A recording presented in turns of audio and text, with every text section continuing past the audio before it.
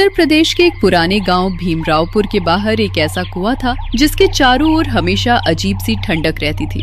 दोपहर की धूप भी उसके पास पहुंचकर जैसे फीकी पड़ जाती थी। गांव के बुजुर्ग कहते थे कि उस कुएं में 400 साल पहले राजा वीर प्रताप सिंह ने एक भयानक चुड़ैल को तांत्रिकों की मदद से कैद कर दिया था। एक दिन शहर से 5 दोस्त गाँव घूमने आए। यार, ये गांव तो सच में बहुत खूबसूरत है। शहर की भागदौड़ से बिल्कुल अलग। चारों तरफ खेत, पुराने पेड़ और कितनी शांति है। ऐसा लग रहा है जैसे समय यही रुक गया हो। मुझे तो सबसे ज्यादा मजा इस पुराने माहौल में आ रहा है, लेकिन मैंने देखा है कि गांव वाले एक तरफ जाने से बच रहे हैं। लगता है उधर कोई राज छिपा है। मैंने भी नोटिस किया। चलो वहीं चलते हैं। अक्सर जहाँ लोग जाने से डरते हैं, वहीं सबसे दिलचस्प चीज मिलती है। पहले गांव घूम लेते हैं, फिर अगर समय मिला तो वहां भी चलते हैं। वैसे भी हम डरने वालों में से नहीं हैं। और अगर कोई भूत प्रेत निकला तो उसकी भी सेल्फी ले लेंगे। कुछ देर बाद गांव के चौपाल पर बैठे बुजुर्ग रामलाल ने उन्हें देख लिया। बेटा, तुम लोग शहर से आए हो, इसलिए एक बात ध्यान से सुन लो।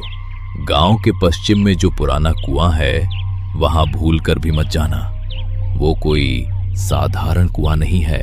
वहां आज भी मौत जैसी खामोशी रहती है। आज से करीब 400 साल पहले इस इलाके पर राजा वीर प्रताप सिंह का राज था। उसी समय जंगल में एक चुड़ैल रहती थी। वो रात को लोगों को गायब कर देती थी। कई सैनिक भी लौट कर नहीं आए। तब राजा ने दूर दूर से तांत्रिक बुलाए। फिर उस चुड़ैल को मंत्रों से बांधकर इसी कुएं में कैद कर दिया गया। लेकिन जाते जाते चुड़ैल ने कहा था, जिस दिन कोई अपनी मर्जी से मेरे कैद खाने का रास्ता खोलेगा, उसी दिन मैं फिर लौटूंगी। बाबा, 400 साल पुरानी कहानी है। अब कौन इन बातों पर विश्वास करता है? शायद लोगों ने बच्चों को डराने के लिए ऐसी कहानी बना दी होगी।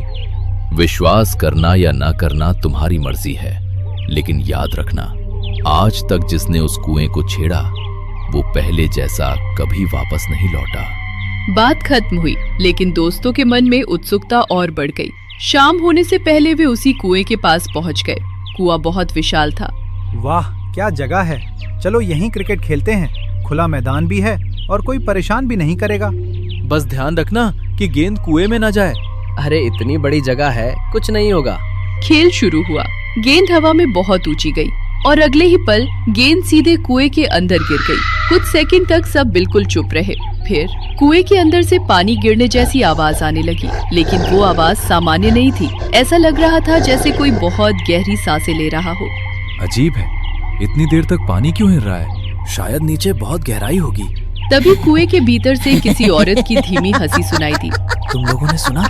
हाँ, लेकिन शायद गूंज होगी। अचानक कुएं के अंदर से किसी औरत की आवाज आई। 400 साल बाद कोई आया है। भागो यहाँ से, भागो। जैसे ही वे मुड़े, उनके पीछे जाने वाला रास्ता घने कोहरे से भर गया। अभी कुछ पल पहले साफ मैदान था, अब चारों तरफ केवल सफेद धुंध थी। ये अचानक कोहरा कहाँ से आ गया?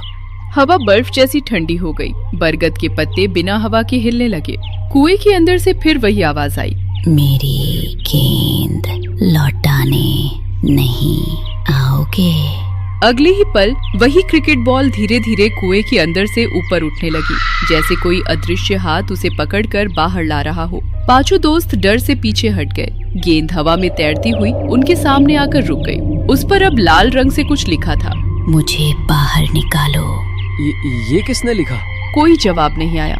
फिर गेंद अपने आप जमीन पर गिर गई। उसी पल कुएं के भीतर से लोहे की मोटी जंजीरों के घिसटने की आवाज गूंज उठी। ऐसा लग रहा था जैसे नीचे कोई बहुत भारी चीज हिल रही हो। यहाँ एक कल भी रुकना ठीक नहीं है। सभी भागने लगे, लेकिन 5 कदम आगे बढ़ते ही वे फिर उसी कुएं के सामने खड़े थे। ये कैसे हो सकता है? हम तो दूसरी दिशा में भागे थे। हम घूमकर वापस नहीं आए। कोई हमें यहीं खींच रहा है। अचानक कुएं के अंदर से लाल रंग की 2 चमकती आंखें दिखाई दी। धीरे धीरे उन आंखों के साथ एक औरत का धुंधला चेहरा ऊपर आने लगा। चेहरे पर सदियों पुरानी मुस्कान थी और फिर उसकी आवाज पूरे मैदान में गूंज उठी। 400 वर्षों से मैं इसी अंधेरे में कैद हूँ। तुम्हारी गेंद ने मेरे मंत्रों की अंतिम मुहर तोड़ दी है। अब तुम 5 में से किसी एक को मेरी जगह इस कुएं में कैद होना होगा, तभी मैं पूरी तरह मुक्त हो सकूं। पांचों दोस्त भय से कांपते हुए पीछे हट गए। पांचों दोस्तों को अब समझ आ चुका था कि उन्होंने अनजाने में ऐसी कैद को कमजोर कर दिया है जिसे 400 साल तक कोई छू भी नहीं पाया था। लेकिन क्या सचमुच चुड़ैल आजाद होने वाली थी या अभी भी उसे रोकने का कोई रास्ता बचा था? हम लोगों ने बहुत बड़ी गलती कर दी। अगर गांव वालों की बात मान लेते तो आज इस मुसीबत में ना फंसते। लेकिन अब पछताने से कुछ नहीं होगा। हमें पहले ये समझना होगा कि आखिर इस कैद को कैसे रोका जा सकता है। अगर हम बिना सोचे समझे भागने की कोशिश करेंगे तो शायद हमेशा के लिए इसी जगह फंस जाएंगे। मुझे लग रहा है कि ये चुड़ैल हमें डराकर कोई गलती करवाना चाहती है। अगर इसे सच में बाहर निकलने के लिए हमारी जरूरत है तो इसका मतलब ये अभी पूरी तरह आजाद नहीं हुई है। जब तक इसकी कैद पूरी तरह नहीं टूटती तब तक हमारे पास भी एक मौका है। तुम लोग जितना सोचोगे उतना ही देर करोगे। 400 साल तक मैं इस अंधेरे में हर दिन तुम्हारे जैसे किसी इंसान का इंतजार करती रही हूँ। तुम लोगों ने मेरी आखिरी मुहर तोड़ दी है।